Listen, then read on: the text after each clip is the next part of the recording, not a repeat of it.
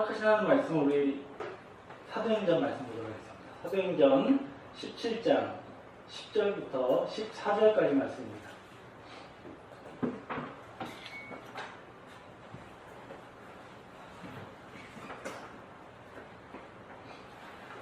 오늘 허락하신 하나님 말씀은 사도행전 17장 10절부터 14절까지 말씀입니다. 다 찾으신 줄로 믿고 제가 공독하겠습니다. 밤에 형제들이 곧 바울과 실라를 베레아로 보내니 저희가 이르러 유대인의 회당에 들어가니라.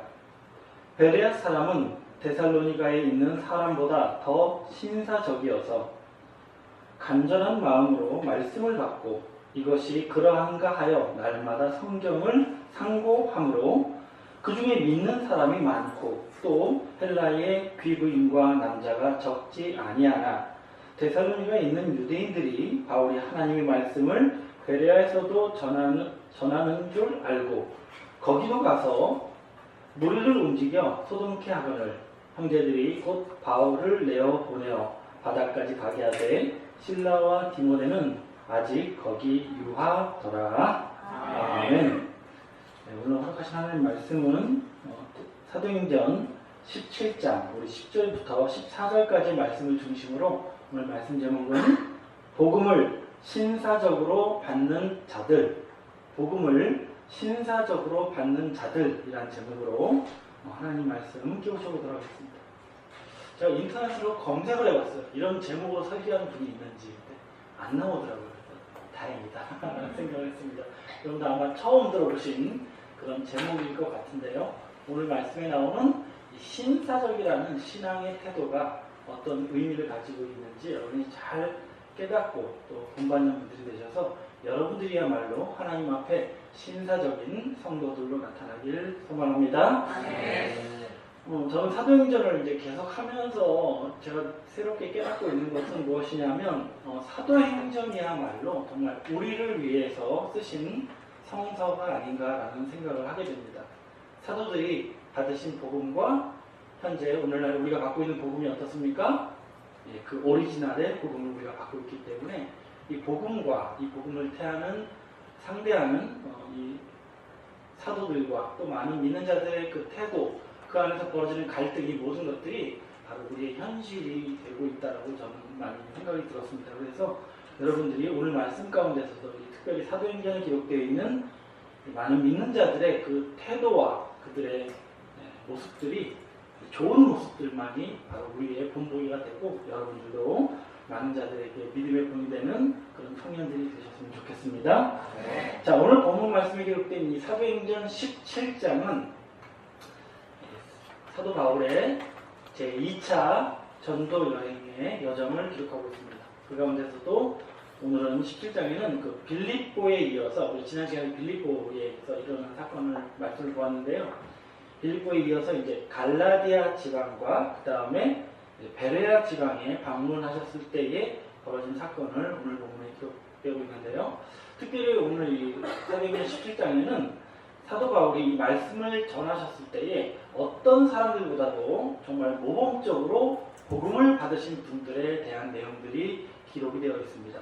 자, 과연 어떤 분들이 이 주 예수의 복음을 참 성실하게 모범적으로 받는 분들이었는지 우리가 잘 살펴봄으로써 이 시대에 똑같은 주 예수의 복음을 받은 우리들 또한 모범적으로 또 하나님 보시기에 합당한 신앙의 태도를 본받는 여러분들이 되셔서 우리에게 복음을 허락하신 하나님과 예수님을 기쁘시게 하는 믿음의 사람들로 나타나길 간절히 원합니다. 네. 자, 지난 시간에 또 이제 사도행전에 기록되어 있는 이제 사도 바울의 제2차 전도 여행의 전반부 이야기를 말씀을 드렸는데요. 그걸 좀 복습하면서 오늘 또 계속 이어가도록 하겠습니다.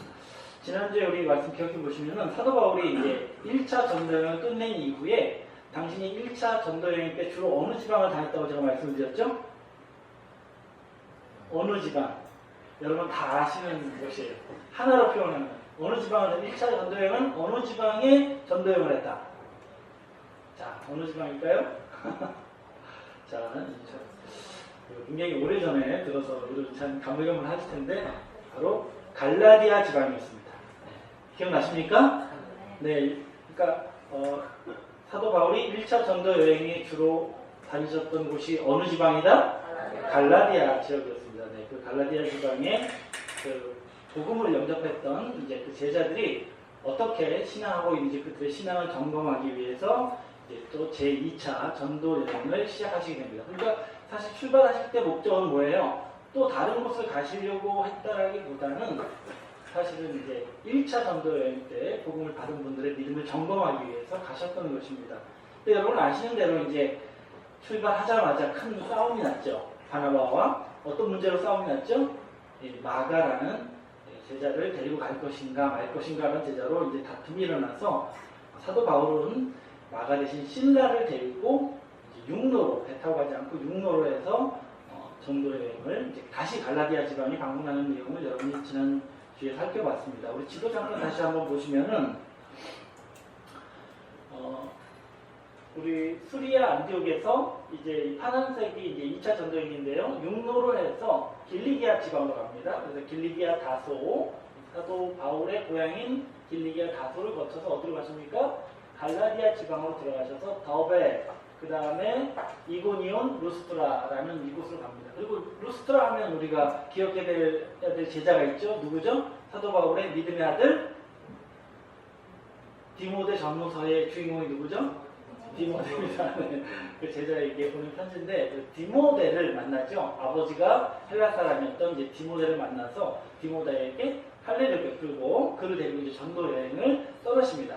근데 이제 전도 여행을 떠나실 때 어디로 가십니까? 바로 요 무시아라는 곳으로 가셨고 그 다음에 드로아라는 곳까지 가시게 됩니다. 근데 이 드로아에서 이제 밤에 환상을 보았죠. 마게도냐 사람 한 사람이 환상 가운데 나타나서 우리에게로 넘어와 달라 라는 환상을 보고 이제 사도 바울은 신라 그리고 여기 이제 누가도 함께합니다. 사실 본문에는 등장하지 않습니다만 우리라고 표현한 그 우리 속에는 이 사도행전을 쓰신 누가도 함께 동참합니다. 그래서 이제 함께 배를 타고 이 에게해를 건너서 이제 아시아를 떠나서 이제 유럽 땅 바로 마게도냐 지금의 그리스 땅으로 이제 처음 전도여행을 나가시게 되죠. 그래서 제가 지난 시간에 말씀드린 것처럼 2차 전도여행의 첫 목적지는 어디다? 빌립보라는 말씀을 드렸습니다. 근데 빌립보에 가보니까 회당이 있었어요? 없었어요? 없었습니다. 어디로 갔습니까? 그래서 강가로 나가서 기도처에서 함께 기도하고 있는 여성들을 만났고 그분들에게 말씀을 전했는데 누가 이 말씀을 영접합니까? 자주장사 루디아라는 분이 말씀을 영접하게 됩니다. 그리고 이분 집에서 거하면서 복음을 전하다가 여종 하나를 만났죠. 어떤 귀신 들린 자였습니까? 점치는 귀신 들린 여종을 만났고 이 여종이 쫓아다니면서 하나님의 그 길을 전하는 구원의 길을 전하는 자라고 외치는 그 소리에 그 방해 때문에 이제 귀신을 쫓아냈더니 이제 이 여종의 주인이 고소를 하죠. 그래서 사도 바울과 신라가 감옥에 갇히게 됩니다. 그리고 그 감옥에서 밤중에 옥문이 열리고 착고가 풀리는 이적을 체험하는데 이 사건 때문에 누구를 또 전도하게 됩니까? 그렇죠. 간수를 만나서 그의 가족에게 복음을 전하게 되는데 그때 선포했던 그 유명한 말씀이 뭐예요? 사도행전 16장 31절 말씀. 주 예수를 믿으라. 그리하면 너와 내 집이 구원을 얻으리라 하는 말씀을 선포하게 됩니다. 제가 이 말씀을 전하면서 여러분들에게 강조해드렸던 것은 뭐냐면 우리가 갖고 있고 또 사도 바울이 증거했던 그 복음은 복음 받은 사람, 그 사람만을 위해서 증거되는 복음이 아니라 그 사람은 물론이요 그의 가정, 그의 가족까지 구원하고자 하는 능력의 복음이 바로 오늘날 우리가 갖고 있는 바로 주 예수의 복음이라는 것을 여러분이 깨달은 줄로 믿습니다. 그래서 이 사건을 통해서 이제 루디아뿐만 아니라 이 빌립보 감옥의 간수의 가족들까지 함께 이제 빌립보 교회의 주역들로 이제 세움을 입게 된 것이었습니다. 근데 이 사건 이후에도 여전히 사도 바울의 일행은 어디에 있었습니까? 감옥에 있는 거 아니에요? 그렇지 않습니까? 감옥에 있는데 이제 감옥에서 나와야 될 거 아닙니까? 자, 어떻게 나오게 되느냐? 우리 사도행전 16장 35절 말씀 이하의 내용을 보시면은 다음날 아침이 됐을 때에 어떤 일이 벌어졌냐면 이들을 사도 바울의 일행을 바울과 신라를 가두라고 했던 상관이 사람을 보내서 간수에게 말을 합니다. 그들을 풀어줘라. 이제 밤에 고생을 했으니까 정신 차렸을 테니 풀어줘라라고 합니다. 근데 사도 바울은 나는 그냥 못 나간다. 그 사람들 와서 니들이 나를 데리고 나가게 하라 라고 말합니다. 왜 이런 말을 했는지 우리 사도행전 16장 37절 말씀을 좀 보겠습니다. 사도행전 16장 30절입니다. 바울이 이르되 로마 사람인 우리를 죄도 정치 아니하고 공중 앞에서 때리고 옥에 가두었다가 이제는 가만히 우리를 내어 보내고자 하느냐? 아니라 저희가 친히 와서 우리를 데리고 나가야 하리라 라고 말합니다. 자, 사도 바울이 사실은 어떤 시민권자였어요? 로마 시민권자였습니다. 그래서 로마 시민권자는 그 판결, 유죄가 확정될 때까지 그를 때리거나 투옥하는 것이 불법이었습니다. 근데 사도 바울을 이 상관들이 어떻게 했습니까? 뭐 확인도 안 하고, 그쵸? 뭐 부금하고 이렇게 폭력을 행사했기 때문에 이에 항의하는 뜻으로 이런 메시지를 전달했더니 이 상관이 겁이 덜컥 난 거예요. 내가 누굴 때린 거야? 로마 사람, 로마 시민권자를 폭행하게 됐잖아요. 그래서 가서 양해를 구하고 바울과 실라를 데리고 나옵니다. 그리고 간청합니다. 나도 입장이 있기 때문에 이곳에서 더 이상 복음을 전하지 마시고 좀 다른 곳으로 이동해달라 이렇게 간청을 해서 사도 바울의 일행은 이제 루디아의 집에 가서 작별 인사를 하고 다음 전도처로 이동을 하게 되는데 그 내용이 바로 오늘 본문 말씀인 사도행전 17장에 기록되어 있는 내용입니다. 자, 어디로 이동했는지 우리 좀 사도행전 17장 1절 말씀을 좀 본격적으로 보겠습니다. 사도행전 17장 1절입니다. 저희가 암비볼리와 아볼로니아로 다녀가 데살로니가에 이르니 라고 기록하고 있습니다. 자, 바울 일행이 이제 2차 전도 여행의 두 번째 목적지로 어디에 도착했대요? 데살로니가에 이르니 라고 기록하고 있습니다. 자, 그래서 이제 우리에게 참 익숙한 지명이죠. 데살로니가. 근데 사실 이 데살로니가는 라는 칭호는 하나님과 아무 상관이 없는 칭호입니다. 이게 누구의 이름을 딴 거냐면 당시 그 알렉산더 대왕의 이복 누이였고 그리스 군대의 그 카센더 장군이라는 사람의 아내였던 갈라디아의 이름을 따서 붙인 그런 도시입니다. 상당히 이제 그리스 문명 가운데서는 이 여인의 영향력이 좀 컸던 것 같습니다. 그래서 그 여자 갈라디아라는 여성의 이름을 따서 지은 지명이 뭐예요? 갈라디아입니다. 근데 이것은 마게도니아의 당시의 수도였습니다. 인구가 약 20만이 넘는 인구가 살고 있었는데 그 중에서 거의 절반가량이 사업을 하는 유대인이었다고 합니다. 그러니까 그곳에는 당연히 뭐가 있어요? 유대인의 회당이 있었고 이 유대인들의 영향력이 상당히 컸던 지역이 이 갈라디아였습니다. 자, 근데 여기 다음 말씀을 보시면 1절 하반절을 보시면은 거기 유대인의 회당이 있는지라라고 기록하고 있습니다. 근데 앞서 보시면은 암비볼리와 아볼리아를 그냥 지나갔다라고 했거든요. 왜 지나쳤느냐면 방금 읽었던 말씀처럼 그곳에는 뭐가 없었던 거예요. 예, 회당이 없었기 때문에 회당이 있는 이제 데살로니가에 가서 이제 정착을 하게 된 것입니다. 그러면 거기서 무엇을 했겠습니까? 당연히 무엇을 찾아갔겠어요? 회당을 찾아갔겠죠. 우리 그 내용 2절 말씀 보겠습니다. 바울이 자기의 교례대로 저희에게로 들어가서 새 안식일에 성경을 가지고 강론하며 라고 적고 있습니다. 그러니까 여기 보시면 바울이 자기의 무엇대로? 네. 규례대로. 이게 무슨 말이냐면 늘 하던 대로 라는 표현입니다. 습관적으로 바울은 새로운 도시에 가면 어디를 찾아가요? 회당을 찾아가는 거예요. 가서 새 안식일, 그러니까 약 3주 이상에 걸쳐서 성경을 가지고 강론을 하시게 됩니다. 무엇을 강론했는지 우리 그 3절 말씀드렸습니다. 여기서 말하고 있는 성경은 어떤 성경을 말하는 걸까요? 당시에는 신약 성경이 없었으니까 어떤 성경만 말할까요? 네, 구약 성경만을 가지고 지금 강의를 하신 거예요. 뭘 했냐면 3절 말씀 보시면 뜻을 풀어 그리스도가 해를 받고 죽은 자 가운데서 다시 살아나야 할 것을 증명하고 라고 읽었습니다. 무엇을 강론했어요? 그리스도가 무엇을 받을 것이다? 해를 받을 것이고 또한 다시 살아나는 그 부활을 증명했다라고 성경은 기록하고 있습니다. 그래서 이 구약 성경에 기록되어 있는 그 그리스도가 어떠한 고난을 받고 또 어떠한 영광에 이를 것을 설명한 것이 당시 사도 바울의 강론의 주제였던 것을 우리는 알 수가 있습니다. 여러분 잠깐 주목해 주시기 바랍니다. 자, 사도들이 복음을 전하면서 했었던 메시지는 크게 두 가지입니다. 첫째는 예수께서 누구시다? 그리스도시다라는 걸 증명해야 돼요. 유대인들은 그리스도를 인정하지 않지 않습니까? 그러니까 예수께서 그리스도라는 걸 증명했고, 두 번째는 이 예수께서 우리를 어떻게 구원하셨느냐, 그가 우리를 어떻게 죄 사함에 이르게 하셨고 또한 하나님의 아들로 의롭다 하심을 받게 하셨느냐, 이거 두 가지를 전달하는 것이 중요한 그들의 복음의 내용이었는데 그 중에 첫 번째 가장 중요한 게 뭐예요? 일단 유대인들이 뭘 믿게 해야 됩니까? 예수가 그리스도시다. 이걸 믿게 하려면 두 가지를 만족해야 돼요. 뭐냐면 첫째, 예수가 누구의 자손이다? 다윗의 자손이다.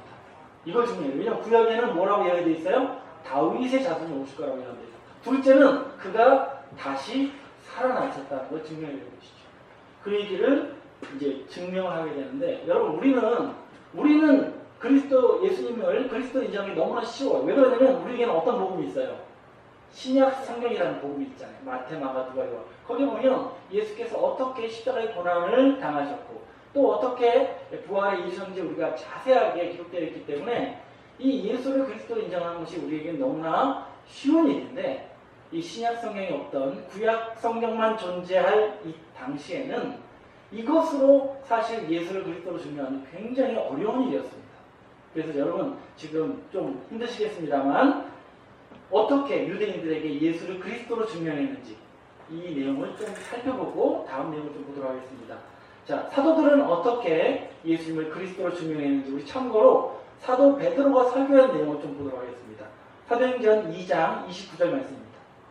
자, 우리가 짚어보지 못하고 그냥 지나쳤던 말씀인데 사도 베드로가 예수님을 그리스도로 증명하는 말씀입니다.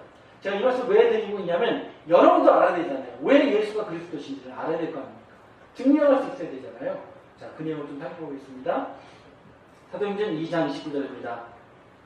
베드로가 말합니다. 유대인들이 하는 말이에요. 형제들아, 내가 조상 다윗에 대하여 담대히 말할 수 있노니 라고 합니다. 자, 누구에 대해서 말을 먼저 꺼내는 거예요? 다윗에 대해서 말한다라고 자신있게 말할 수 있다라고 말하고 있어요. 결국 예수를 그리스도로 증명하려면 누구를 끌어내야 되는 거예요? 다윗을 끌어내야 됩니다. 왜? 다윗이 누구에 대해서 예언했으니까 그리스도에 대해서 예언했기 때문에 다윗을 인용할 수밖에 없는 거예요.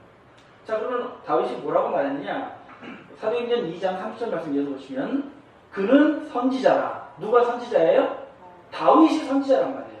선지자로서 어떤 걸 알고 있었냐면 다음 말씀 보시면 하나님이 이미 맹세하사 그 자손 중에서 한 사람을 그 위에 앉게 하리라 하심을 알고 라고 있었어요.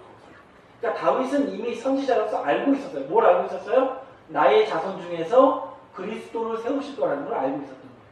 그러니까 그리스도는 누구의 자손으로 오셔야 돼요? 누구의 자손으로 오셔야 돼? 다윗의 자손으로 오셔야 되는 거죠. 바로 사무엘하 7장 11절부터 16절 말씀. 사무엘하 오늘 다 찾을 수는 없으니까 제가 말씀을 드릴게요. 사무엘하 7장 11절부터 16절 말씀해 주시면 하나님께서 다윗에게 맹세하셨어요. 네 자손을 네 위에 영원한 위에 앉게 하겠다라는 이 그리스도에 대한 예언을 하나님이 주십니다. 그리고 또 이어서 아까 말씀드린 것처럼 그리스도를 증명하려면 다윗의 자손이라는 것뿐만 아니라 그가 다시 살아나야 돼요. 부활하여야 합니다. 그 예언의 내용을 보겠습니다. 31절 말씀에서 보시면 사도행전 2장 31절입니다. 미리 보는 거로 그리스도의 부활하심을 말하되 누가 미리 본 거예요? 바울이 그리스도의 장래를 미리 내다본 거예요. 근데 그가 뭐 할 거라는 걸 미리 내다본 거예요? 부활할 것을 미리 내다본 거예요. 그리고 한 예언이 뭐냐면 바로 시편 16장 10절 말씀입니다. 자, 시편 16장 10절 말씀이 뭐라고 되냐면 다음 말씀 보시면 저가 음부에 버림이 되지 않고 육신이 썩음을 당치 아니하시리라 하더니 라고 말합니다. 그러니까 다윗은 그리스도에 대해서 분명하게 예언했어요. 시편 16장 10절에 그가 음부에 내려가지 않을 것이고 그의 육체가 어떻게 되지 않을 것이다? 썩지 않을 것이다. 무슨 얘기하고 싶은 거예요? 그가 죽음에 이르지 않고 어떻게 된다? 다시 살아나실 것이라는 것을 이렇게 예언하게 됩니다. 그러니까 예수께서 그리스도를 증명하려면 두 가지 조건이 만족해야 돼요. 첫째, 누구의 자손? 다윗의 자손. 두 번째, 무엇을 하셔야 돼요? 죽음에서 다시 살아나셔야 돼요. 그러면 이 다윗이 예언한 자기의 자손으로 오셔서 죽음에서 다시 살아나신 이가 누구다? 바로 예수시라는 거죠. 그래서 우리 사도행전 2장 32절에 이렇게 말합니다. 이 예수를 하나님이 살리신지라 우리가 다 이 일의 증인이로다.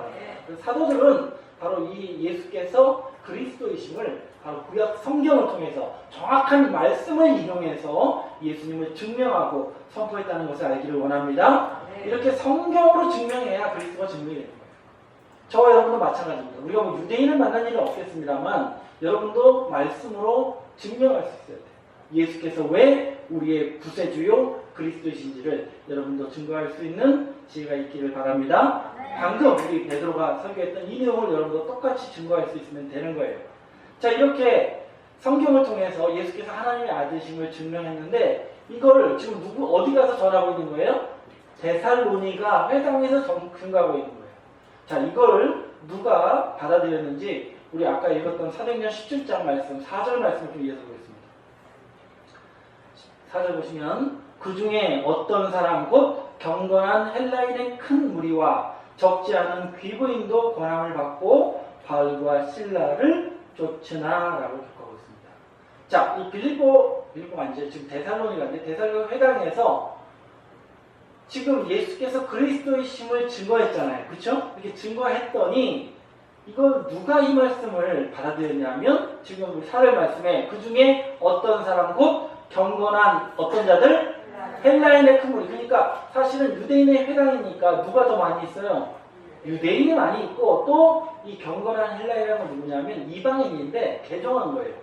하나님을 믿는 유대교 신자로 개종한 자들을 성경은 경건한 이방인, 경건한 헬라인 이렇게 표현하고 있어요. 그러니까 이 경건한 헬라인은 다 이방인들입니다.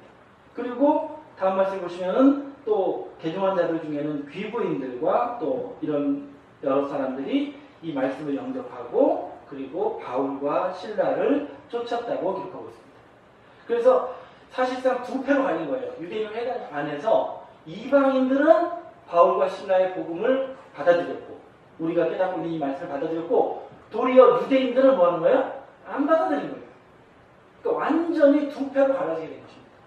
그래서 나중에 데살로니가 교회의 중추적인 그 믿음의 주역들로 나타난 분들은 누구예요? 사실은 헬라인들과 이 이방인들이 이 복음을 이때 바울과 실라의 복음을 영접하는 분들이 데살로니가 교회를 이끌어가는 중요한 분들이 됐다는 것을 알기를 바랍니다. 근데 제가 이 데살로니가를 자꾸 강조하고 있냐면 이 데살로니가 교회는요 사도 바울이 이제 전도 여행하시면서 여러 교회를 세우셨잖아요. 근데 사도 바울은 단언 건데 내가 가장 사랑하고 내가 가장 정말 내 사역의 보람을 느끼게 한 가장 모범적인 교회가 바로 데살로니가 교회라고 말씀하고 있기 때문입니다. 너무나 이분들이 말씀을 정말 순수하게 받아들이고 또 이 말씀을 통해서 더 교회가 부흥하는 모습을 가장 잘 보여준 교회가 어떤 교회예요? 데살로니가 교회였단 말이에요. 너무나 자랑스럽다고 사도 바울이 칭찬했던 교회였습니다. 이게 어떻게 가능했습니까? 첫째, 그들에게 전달된 복음이 어떤 복음이었습니까? 참된 복음이었어요. 진실한 복음이었습니다. 또한 이 말씀을 받은 분들이 어떤 분들이었어요? 진실하고 정말 순수한 믿음의 사람들이었습니다. 그러니까 이 두 조합이 하나 됐을 때 정말 주님을 영광을 드러낼 수 있고 가장 아름다운 교회, 칭찬받는 교회, 부흥하는 교회로 나타났다는 것을 알기를 바랍니다. 좀 찔리는 부분입니다만 우리가 사실 크게 부흥하지 못하고 있습니다. 우리가 사실 이 복음을 제대로 세상에 드러내지 못하고 있습니다. 그러면 사실 뭐가 부족한 거예요? 복음이 부족한 겁니까? 아니면 이 복음을 받는 우리의 믿음이 부족한 것입니까? 우리의 부족한 부분을 여러분 스스로 돌아볼 수 있는 지혜가 있기를 바랍니다. 자, 이렇게 받아들였던 이 복음을 너무나 잘 받아들였던 이 데살로니가 교회를 사도 바울이 얼마나 축복하고 칭찬했는지 우리 그 내용을 데살로니가 전서 1장 6절 말씀 보겠습니다. 데살로니가 전서는 사도 바울이 이 데살로니가 교회를 위해서 쓰신 편지입니다. 우리 그 내용을 보시면 이렇게 칭찬합니다. 6절에 보시면 또 너희는 많은 환난 가운데서 어떤 환난 가운데서? 여러분 아까 말씀드린 것처럼 이 데살로니가라는 도시는 유대인의 영향력이 막강한 도시였단 말이에요. 사업권이나 이런 사회적인 영향력이 컸단 말이에요. 그러니까 그들이 우리처럼 유대교에 있지 않고 예수를 믿는다는 것 자체가 너무나 괘씸하니까 어떡합니까? 맨날 괴롭히는 거예요. 못 살게 되고. 근데도 이런 환난 가운데서도 교회가 성장했습니다. 그래서 뭐라고 칭찬하고 있냐면 성령의 기쁨으로 도를 받아 라고 칭찬합니다. 어떻게 도를 받았대요? 성령의 기쁨으로. 성령의 기쁨이라는 게 뭐냐면 정말 하나님께서 우리에게 오셨구나. 하나님께서 나에게 이 말씀을 주셨구나 라는 그 기쁨으로 말씀을 받는 자들이었다는 것을 알기 바랍니다. 여러분 우리도 정말 세상에서 친한 친구나 세상의 즐거움으로 이렇게 기뻐할 수도 있지만 특별히 우리 믿음의 형제들과 함께 할 때만 느낄 수 있는 그런 기쁨이 있잖아요. 정말 어디서도 듣지 못했던 말씀을 여기서 들었을 때 와 정말 하나님이 나에게 이 은혜를 주시는구나라는 걸 느꼈을 때 느끼는 그 기쁨, 성령의 기쁨인 줄로 믿습니다. 우리가 찬양할 때만 느낄 수 있는, 우리 정어도 지금 오늘 안 왔는데 유행가를 이렇게 칠 때보다 이 찬양을 칠 때 느끼는 그런 기쁨이 있다고 하거든요. 이런 성령의 기쁨으로 말씀을 받는 자들이 바로 데살로니가 교회 성도들이었습니다. 그래서 이분들이 어떤 수준에 이르렀냐면 다음 말씀 보시면 우리와 주를 본받는 자가 되었으니 라고 합니다. 누구를 본받는 자가 된 거예요? 우리가 누구예요? 사도들. 또 누구? 주. 누구예요? 예수를 본받는 자가 되었다라고 합니다. 결국 예수님과 사도들의 공통점이 뭔지 아십니까? 어떤 기쁨으로 말씀을 받는 거예요? 성령의 기쁨으로 말씀을 받을 줄 아는 그러한 믿음의 사람들이었다는 것을 알기를 바랍니다. 네. 저와 여러분도 그렇게 되기를 소망합니다. 7절 말씀에서 보시면 그러므로 너희가 마게도냐와 아가야 모든 믿는 자의 뭐가 되었는지라 본이 되었는지. 여기서 말하고 있는 이 마게도냐와 아가야는 어디를 말하는 거냐면요. 우리 아까 지도 중에 보면은 그 발칸반도 전체를 말하는 거예요. 그 전체 교회가 맨 꼭대기에는 빌립보 교회가 있고 맨 마지막에는 이제 고린도 교회가 세워지는데 이 발칸반도 전체에 있는 모든 교회 믿는 자들의 본이 되는 교회가 어떤 교회다? 데살로니가 교회였다는 것을 알기를 바랍니다. 그래서 저는 우리 세광중앙교회는 이 시대에 주어진 이 새 복음을 통해서 우리가 온 세상에 마치 어떤 교회가 되어야 되는 거예요? 데살로니가 교회를 본받는 우리가 되기를 소망합니다. 8절 말씀 보시면 주의 말씀이 너희에게로부터 마게도냐와 아가야에만 들릴 뿐 아니라 하나님을 향하는 너희 믿음의 소문이 어떤 소문이? 믿음의 소문이 각처에 퍼지므로 우리는 아무 말도 할 것이 없노라. 사도 바울이 사실 엄청 잔소리꾼이시거든요. 굉장히 냉철하신 분인데 데살로니가 교회 성도 생각하면요 할 말이 없는 거예요. 왜? 너무나 잘 믿고 있기 때문에. 정말 복음을 제대로 받고 이 어려운 환난 가운데서도 정말 교회가 성장하는 모습을 봤기 때문에 정말 할 말이 없다라고 말합니다. 정말 계시록에 나오는 흠이 없는 자들이라는 거예요. 복음을 받는 그 부분에 있어서는 우리 세광 청년들이 정말 복음에 있어서는 여러분들의 믿음이 모든 지교회에 소문이 나고 정말 흠이 없는 자들로 나타나길 기도합니다. 네.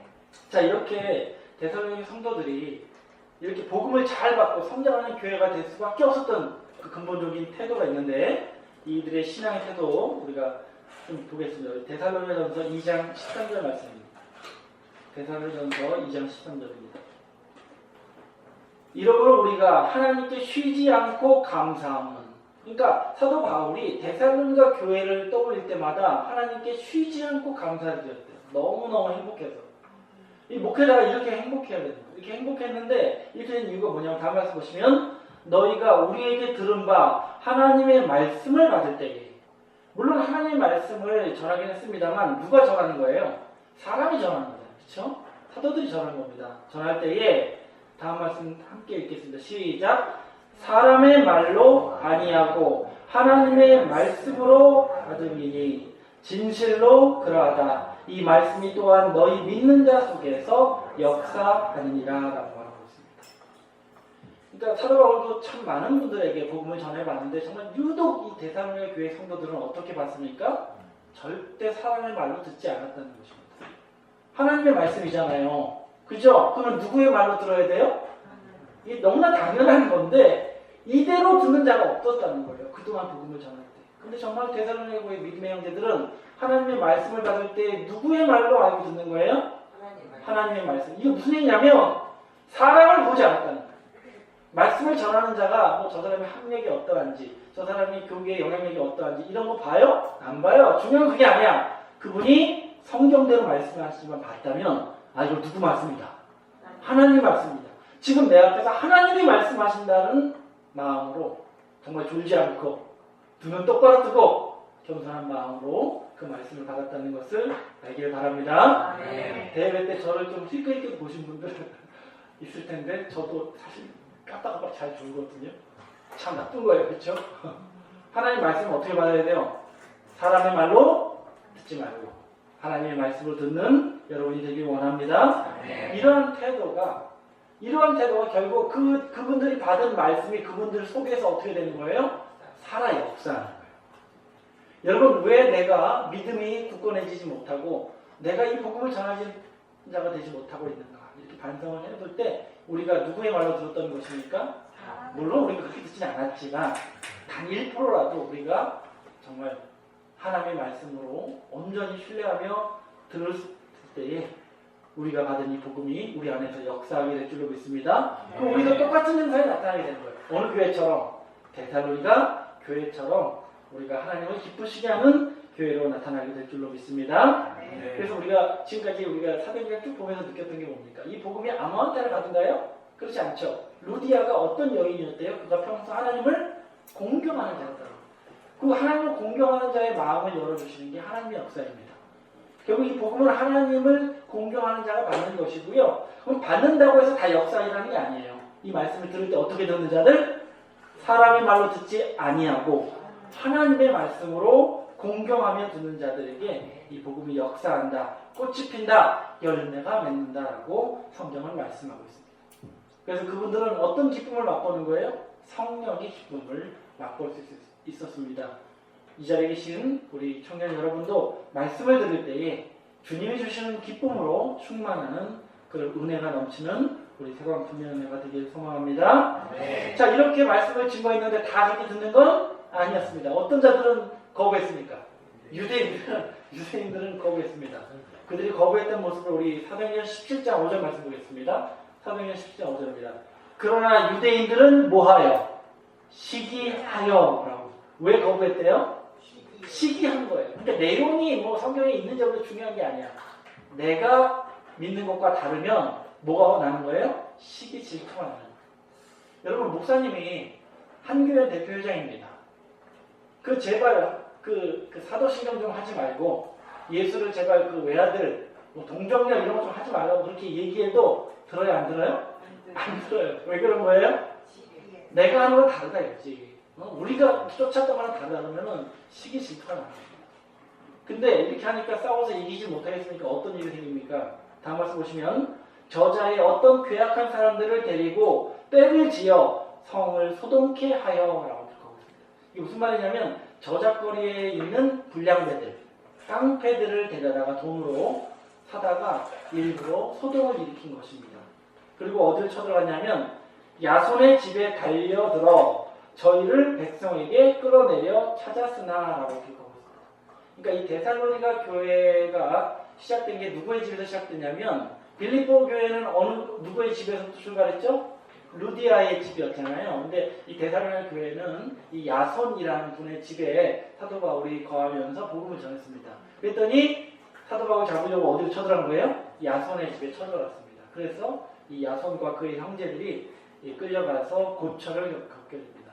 당연히 그 일반적인 내용으로는 고소할 수가 없죠. 어떻게 고소하냐면 이들이 천하를 미혹해 한 자를 받아들였다라고 고소합니다. 천하를 미혹해 한. 그리고 그들이 와서 말하기를 우리에게는 가이사라는 황제가 계신데 이들은 예수라는 다른 왕이 있다라고 주장하더라라고 이제 고소를 하게 됩니다. 언제 예수님이 이 세상 임금이라고 전하라고 했습니까? 그게 아니잖아요. 하나님의 아들로 우리의 구세주가 오셨다라는 말씀을 전했을 때도 불구하고 이렇게 세상적인 이유로 고소를 하게 된 것입니다. 그래서 사실상 굉장히 어려움을 당했는데 다행히 이 야손이라는 분이 지혜로운 분이에요. 그래서 이분이 그렇지 않다라는 것을 잘 설명하고 그리고 보석금을 내고 풀려나게 됩니다. 그러니까 이 데살로니가 교회 성도들이 또 어떤 지혜가 있으면 세상적으로 되게 지혜로웠어요. 그러니까 이 복음을 지켜내기 위해서 또 세상 지혜로도 잘 세상과 맞서서 이 복음을 지켜나가는 그런 지혜로운 모습을 보입니다. 그래서 이제 더 이상 데살로니가에서 복음을 전하지 못하잖아요. 그래서 이제 또 다른 곳으로 이동하시게 되는데 그 장소가 오늘 본문 내용인 바로 베레아라는 곳입니다. 자, 베레아라는 곳에서는 또 어떤 일이 벌어졌는지 우리 본문 내용 보겠습니다. 자, 우리 마지막 말씀이니까 힘내서 같이 보겠습니다. 사도행전 17장 10절입니다. 밤에 형제들이 곧 바울과 실라를 베레아로 보내니 라고 읽었습니다. 자, 이 유대인들의 위협, 그 깡패들의 위협 때문에 이 아까 말씀드렸던 그 야손과 그 형제들이 사도 바울을 빼돌립니다. 비밀 장소에 숨겼다가 어디로 보내요? 베레아라는 곳으로 보내는데, 이 베레아는 아까 말씀드렸던 이 데살로니가에서 남서쪽으로 약 80km 떨어져 있는 곳입니다. 상당히 좀 먼 거리죠. 이곳으로 보내서 거기서 이제 복음을 전하게 합니다. 그래서 10절 하반에 보시면 저희가 이르러 유대인의 회당에 들어가니라. 또 어디 가는 거예요? 그러니까 아까 우리 17장 1절 말씀대로 표현하자면 자기의 규례대로 늘 하던 대로 또 유대 회당에 들어가신 것입니다. 또 가서 뭘 합니까? 뭘 했겠어요? 아까 말씀드렸던 우리 예수님이 누구시다? 그리스도이심을 또 증거하게 됩니다. 자, 이렇게 됐는데 여기서 참 더 놀라운 일이 벌어집니다. 자, 어떤 일이 벌어졌는지 우리 11절 말씀 다 같이 읽겠습니다. 시작! 베레아 사람은 데살로니가 있는 사람보다 더 신사적이어서. 아멘. 자, 여기 왔는데 더 놀라운 체험을 하는 거예요. 여러분, 데살로니가 성도들도 어떤 성도였냐면 신사적이었습니다. 이 말씀을 받을 때에 어땠어요? 사람의 말로 듣지 않고 어떤 말로 들어요? 하나님의 말씀을 듣습니다. 또한 그 여러 환난 가운데서도 이 말씀을 받을 때 누구의 어떤 기쁨으로 말씀을 받아요? 성령의 기쁨으로 말씀을 받는 분들이었어요. 이렇게 정말 신사적으로 받는 성도들 보면서 이 성도들이 어때요? 나중에 이제 발칸단도, 이 아가야, 고린도, 빌립보 모든 그 마게도니아에 있는 교회들보다 정말 뛰어난, 정말 본이 되는 교회가 됐잖아요. 근데 이 베레아에 와보니까 이분들은 또 어떻습니까? 더 신사적이었다라고 말씀을 하고 있는 것입니다.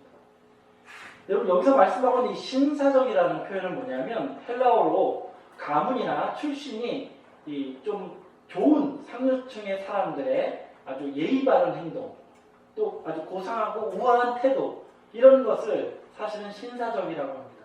우리가 어떤 사람이 굉장히 예의가 바르고 굉장히 신사적인 분들을 막 우리가 젠틀하다 이렇게 표현하듯이 이런 것이 사실 신사적인 건데, 이 성경에서 말하는 신사적이라는 건 뭐냐면 사람이 자기 주관이나 자기 의식대로 받아들이지 않고 객관적으로 성경에 비추어서 이것이 하나님의 말씀이냐 아니냐로 판단하는 상태를 신사적이라고 합니다. 무슨 얘기인지 아시겠습니까? 그리고 이분들이 굉장히 신사적으로 이 말씀을 영접했다는 건 뭐냐면 사도 바울이 어디 출신인지, 저 사람들이 교세가 있는지 없는지, 이단인지 아닌지 이런 거 필요 없어요. 그분들의 말씀이 어디에 있느냐? 성경에 있느냐 판단하십니다. 성경에서 말씀하고 있는 신사적인 태도를 좀 더 자세히 보겠습니다. 우리 11절 하반절에 보시면 간절한 마음으로 말씀을 받고, 여러분 데살로니가 성도들도 어땠어요? 정말 하나님의 말씀을 하나님의 말씀으로 받아들이려 노력하신 분들이잖아요. 그렇죠? 근데 이분들은 더 신사적이야. 왜냐하면 이분들은 어떤 마음으로 말씀을 받아요? 간절한 마음. 이게 무슨 얘기냐면 성경에 하나님께서 이렇게 해주겠다 하면 그걸 정말 간절히 바라는 거예요. 내가 너희를 부활시켜줄 거야. 호련변화시켜줄 거야. 너희에게 새 예루살렘을 기업을 줄 거야 하면 그걸 어떻게 받아들이는 거예요? 진심으로. 아, 정말 나 그 나라 꼭 받고 싶어. 이런 마음으로 받아들였다는 거죠. 여러분들은 이 세상 어떤 교회 청년들보다 하나님의 나라, 그리스도의 나라를 정확하게 메시지를 받은 분들이에요. 그럼 여러분들 그걸 어떻게 받아들여야 돼요? 간절하게. 아, 정말 내 것이 돼야 돼.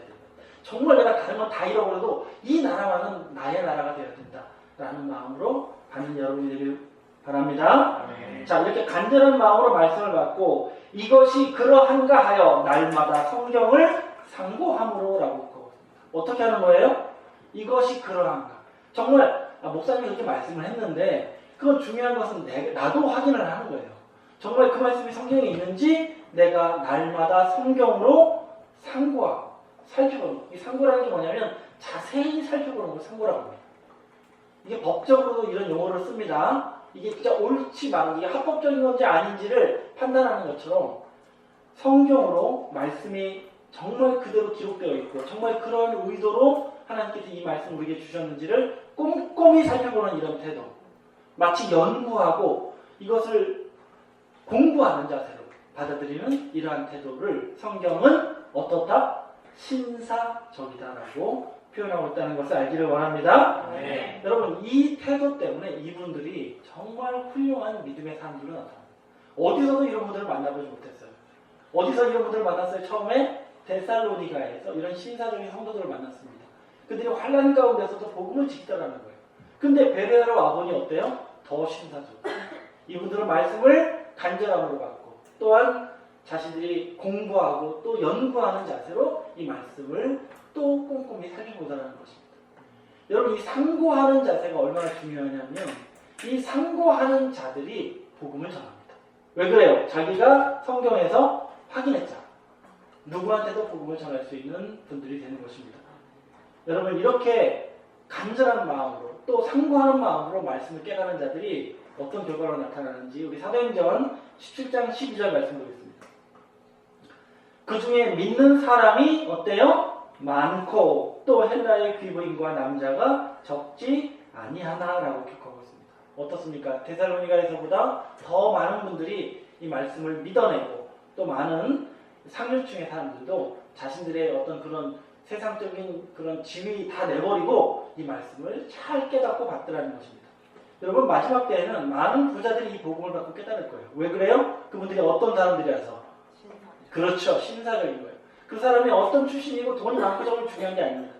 돈도 없고 집을 아무 집도 없는데도 거만한 자들이 많았어요. 야만적인 자들이 많아요.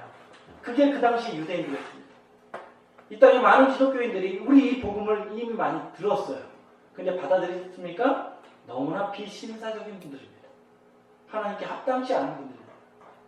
여러분들은 이 복음 앞에 늘 신사적으로 겸손한 자세로 이 말씀을 영접하는 여러분이 되길 바랍니다. 네. 자, 우리 끝으로 14절부터 14절 보겠습니다.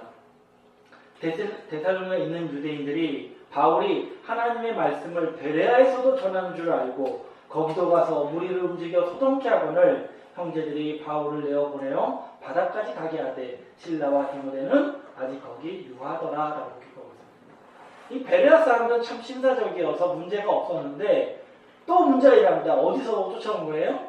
데살로니가에 있던 그 유대인들, 그 비신사적인 유대인들이 베레아까지 넘어와서 또 사도 바울을 못 살게 굽니다. 또 못 살게 굽니다. 그래서 다시 또 남쪽으로 전도지를 이동하시게 됩니다. 그래서 이제 아덴이라는 곳으로 이동하셔서 복음을 전하는데요. 아마 다음 주 중에 아마 이 아덴에 대한 전도 여행을 또 말씀을 드릴 텐데, 어쨌든 이렇게 복음을 전하는 것은 반드시 또 이렇게 대적하는 자들이 더 강성하게 나타나는 것입니다. 우리에게 이런 복음이 있는데 왜 세상이 이것을 받아들이지 못하는가? 그건 어쩌면 당연한 일입니다. 하나님 앞에 간절한 마음으로 또한 이 말씀을 상고하고자 하는 그런 절실한 마음으로 이 말씀을 접하지 않는 자들은 이 말씀을 비신사적으로 받아들일 것입니다. 그것을 우리가 이상하게 생각할 것이 아니라 도리어 내가 저들과 같이 되지 아니하고 오히려 신사적으로 이 말씀을 받아낼 수 있는 우리가 되도록 우리가 스스로 더 노력하는 저와 여러분이 되길 바랍니다. 네. 다시 정리해서 좀 말씀드리면 그리스도의 복음은 누가 받습니까? 하나님을 공경하는 자들이 받습니다. 근데 하나님을 공경하되 이 말씀을 받을 때 어떻게 받아들이는 거예요? 누구의 말을 들어야 돼요? 예, 사람을 보지 않고 그 사람의 어떠함은 무시하시고, 제가 뭐 여러분들한테 말씀을 전한다고 해서 저를 볼 필요는 없는 거예요. 사람을 무시하시고 오직 그분이 전하시는 말씀이 하나님의 말씀이라면 그 말씀을 간절한 마음으로 또 정말 그러한가 그렇지 아니한가 성경을 상고하면서 이 말씀을 깨닫는 자들이 있을 때 여러분들도 신사적으로 이 복음을 받는 이 베레아 성도들처럼 하나님을 기쁘시게 하고 예수님을 기쁘시게 하는 자들이 된다는 것을 알기를 바랍니다. 네. 제가 이 말씀 왜 드리냐면 이분들은 이 복음으로 열매를 맺던 자들이에요. 지금은 끊어졌지만. 그래서 우리가 이제 이 시대에 이 복음을 받은 것은 이제 우리를 통해서 이 데살로니가와 이 베레아에서 나타났던 그 복음이 꽃피고 열매 맺는 이 역사를 하나님이 고대하시며 우리에게 이 복음을 주셨다는 것을 알기를 원합니다. 네. 오직 신사적인 자들이 이 사명을 완수할 것입니다. 적어도 이 자리에 계신 여러분, 우리 예빈이부터 시작해서 이쪽에 끝에 있는 우리 게리미까지 다 이 말씀을 신사적으로 받는 분이 되길 원합니다. 네. 그래야 여러분이 예수의 가지가 되는 것입니다. 꽃을 피울 것이고 열매를 맺을 것입니다. 네. 그래서 여러분들을 통해서 이제 열방의 많은 민족들이 우리의 소문을 듣고 여러분의 믿음의 소문을 듣고 유다 백성이 있는 우리 대한민국으로 속히 찾아와 나도 너희와 함께하기를 원하노라라는 그 고백을 듣는 일이 속히 우리 삶 가운데 나타나기를 간절히 소망합니다. 다 같이 그 주역이 되시길 축복합니다. 감사합니다. 말씀 마치겠습니다.